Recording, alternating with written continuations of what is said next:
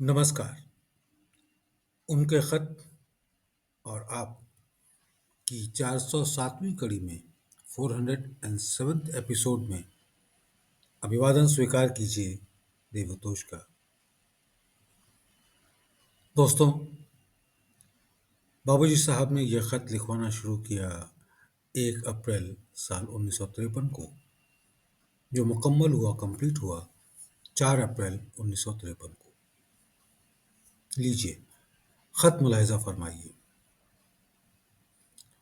आदरणीय पंडित जी साहब, प्रणाम। आपके दोनों खत मिल गए। पहले खत में आपने दरियाफ्त किया कि मेरी आवाज़ बारगाहे आली तक नहीं पहुंची। बारगाहे आली यानी हृदय तक, दिल तक। पहले खत में आपने दरियाफ्त किया कि मेरी आवाज़ बारगाहे आली तक नहीं पहुंची। आप गौर करने की तकलीफ गवारा नहीं करते, वरना इस चीज़ को आपने बीसियों मरतबा मुझसे सुना है। और एक मरतबा आपने खुद एक किस्सा सुनाया। वो ये था कि कोई गंगा जी की इबादत कर रहा था, मगर गंगा जी ने उसकी तरफ तवज्जो नहीं की।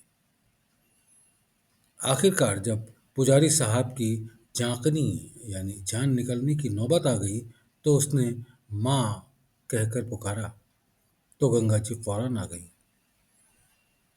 पुजारी ने पूछा कि अब तक आपने क्यों नहीं सुना? गंगा जी ने जवाब दिया, तेरी आवाज़ बस इसी वक्त कान में पहुंची, तब मैं आ गई। मैंने जो जुमला लिखा है उसमें अजीब खूबी है, मगर मतलब उसका आप ये समझ लीजिए कि मेरे कहने को नहीं माना, ना उस पर अमल किया। 26 मार्च का जो खत था वो ज़रूर इत्मीनान बख्श है। आप लिबरेशन चाहते हैं तो ज़रूर मिल सकता है, मगर वो अमल और शगल तो कीजिए जो मोक्ष में इमदाद देते हैं, मदद देते हैं। शुक्र है कि आप मेहनत करने का वायदा करते हैं। ईश्वर करे आप मेहनत करना शुरू भी करते हैं, ताकि कंजेशन दूर हो जाए। जो किस्मत में होता है वैसी ही बुद्धि बन जाती है। चुनांचे आपके केस में ऐसा ही हुआ, जिसका मुझे वाकई अफसोस है। आपको तो खैर होने ही क्यों लगा, इसलिए कि आपने अपनी काबिलियत की उसको एक अदा समझा। नहीं मालूम कि मैं आपको किस तरह से ले जा रहा था और क्या बनाना चाहता था। आपने लिखा है कि मुझ में आप जज्बा पैदा करने की कोशिश करेंगे। बड़ा अच्छा हो, फिर तो आपका काम बना बनाया रखा है, और ऐसी हालत में तो आपको मेहनत की भी ज़रूरत नहीं रहेगी। मगर अभी तक कोई ऐसा कर न सका। मैंने जो कुछ किया वो सब मुरव्वत में और तरस खाकर, आपका रुझान देखकर। मैंने आपको बहुत सख्त खतूत भी लिखे, लेटर्स। मैंने आपको बहुत सख्त खतूत भी लिखे, खुसूसन एक ख़त, ख़ासकर एक ख़त जो अभी मास्टर साहब के पास भेजा था।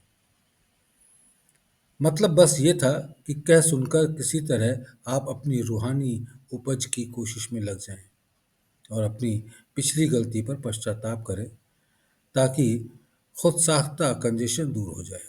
खुद साख्ता, स्वयं निर्मित।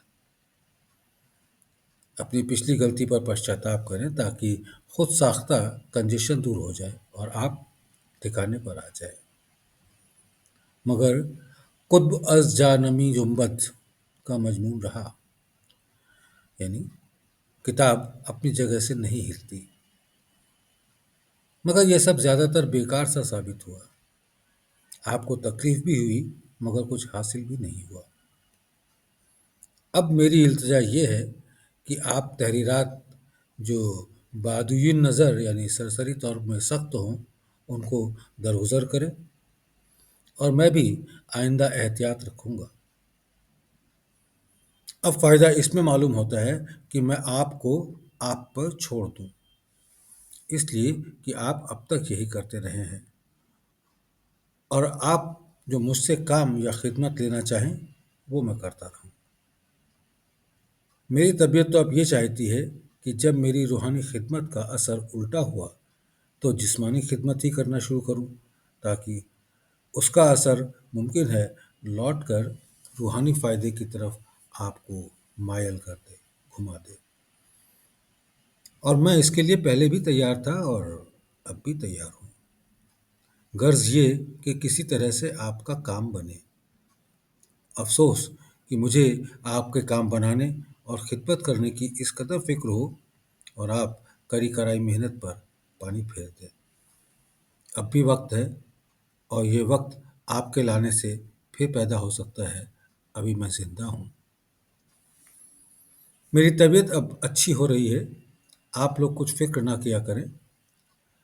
मैं इसलिए ज़्यादातर इत्तला नहीं देता कि आप लोगों को परेशानी हो जाती है। जिस्मानी कमज़ोरी तो मेरी दोस्त बन गई है, उसका जिक्र ही क्या। जिस्म तो एक रोज़ जाएगा ही, उसको देवता की तरह पूजने की ज़रूरत ही क्या। पंडित जी साहब, मैं इतना लिखकर ख़त्म करता हूँ। हज़ारों लालाओ गुल हैं रियाज़े हस्ती में, हज़ारों लालाओ गुल हैं रियाज़े हस्ती में, वफ़ा की जिसमें हो बू वो कली नहीं मिलती।